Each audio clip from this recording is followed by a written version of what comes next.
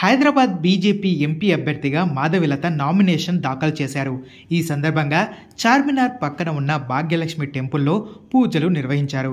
ఈ కార్యక్రమానికి కేంద్ర మంత్రి అనురాగ్ ఠాకూర్ హాజరయ్యారు.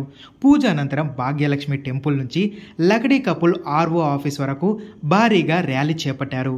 ఈ ర్యాలీలో భారీ సంఖ్యలో బీజేపీ కార్యకర్తలు పాల్గొన్నారు.